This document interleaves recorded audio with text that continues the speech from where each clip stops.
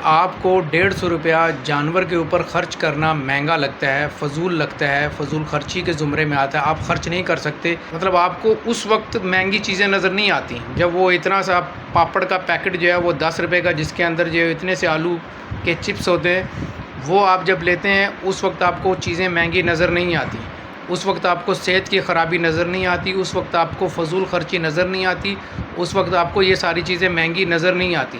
लेकिन वही आप 100-150 रुपये का चने का दाल, करा और तूड़ी और चोकर और भूसी अपने जानवर को खिलाने लगते हैं, तो आपको सारी चीज़ें महंगी नज़र आ जाती हैं और उस वक्त आपको महंगाई पूरी तरह याद आ जाती है। ये जानवर पालना बहुत महंगा काम है, फ़जूल ख़र्ची वाला काम है और दाना बहुत महंगा है। रोज़ाना का 150 रुपया हमारे से ख़र्च नहीं होता, रोज़ाना का 200 रुपया ख़र्च करना इंतहाई महंगा काम है। इससे बेहतर है कि आप कुर्बानी के आखिरी 10 दिन पहले आप जो है वो 70-80 हज़ार का जानवर ले लें। पूरा साल जानवर पालने की क्या ज़रूरत है। बिल्कुल ऐसा ही है जी। रोज़ाना का मैं 100 रुपया भी नहीं काउंट करता और 200 रुपया भी नहीं काउंट करता, मैं 150 रुपया काउंट करता हूँ, यानी कि 4,500 रुपया महीना का ख़र्चा है आपका।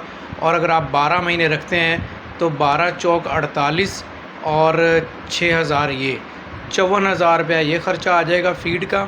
और उसके अलावा आप अगर 5 माह का बच्चा लेते हैं आजकल में, तो वो कमो बेश 30,000 रुपये का मिल जाएगा आपको। 54 और 30 कितना हो गया जी, 84,000 रुपया। और 2-3 हज़ार रुपये का अगर आप उसको एक्स्ट्रा कोई इंजेक्शन दवाइयाँ शवाइयाँ रख लेते हैं, तो ये लगभग कुल मिला के 90,000 में ये जानवर आपको पड़ेगा 1 साल के बाद। लेकिन वो जो 90,000 वाला जानवर होगा, अगर आप उसको मार्केट में खड़ा करेंगे तो वो यकीनन 1 लाख और 1,10,000 के करीब का वो जानवर कमो बेश बनेगा। ये तो हो गया एक रुख। दूसरा रुख हम अब इसको कंपैरिजन करते हैं कि आपको 150 रुपया जानवर के ऊपर ख़र्च करना महंगा लगता है, फ़जूल लगता है, फ़जूल ख़र्ची के ज़ुमरे में आता है, आप ख़र्च नहीं कर सकते।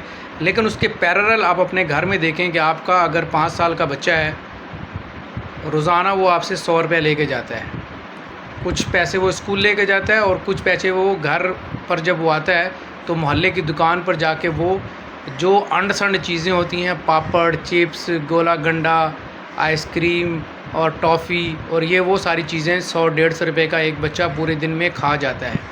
और वो जब एक बच्चा 100 से 125 रुपये का पूरे दिन में ये गंद बला खाता है, यकीनन गारंटी के साथ इस 100 रुपये में आप साबित कर दें कि कोई भी वो एक काम की चीज़ खाता हो जो उसकी सेहत के लिए अच्छी हो।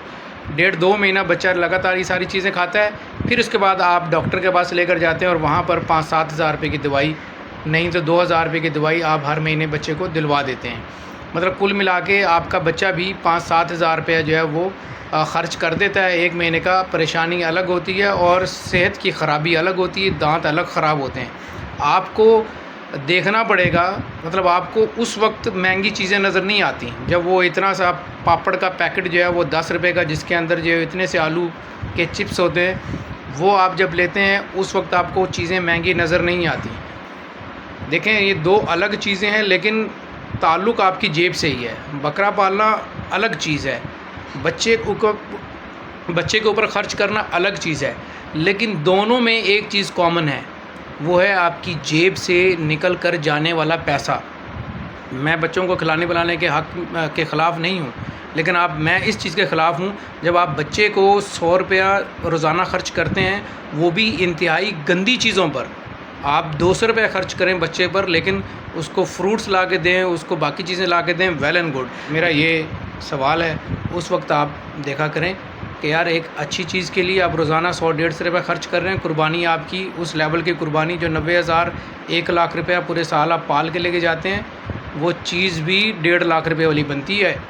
लेकिन चलें, आप घर में पाल रहे हैं, उसका लेवल, कुर्बानी का शौक़, जज्बा, ये सारी चीज़ें आपके बच्चों में मुंतकिल होती हैं, जो कि एक अच्छी चीज़ है। अपना ख्याल रखिएगा। कैसर फारूक को दीजिएगा इजाज़त। अल्लाह निगहबान।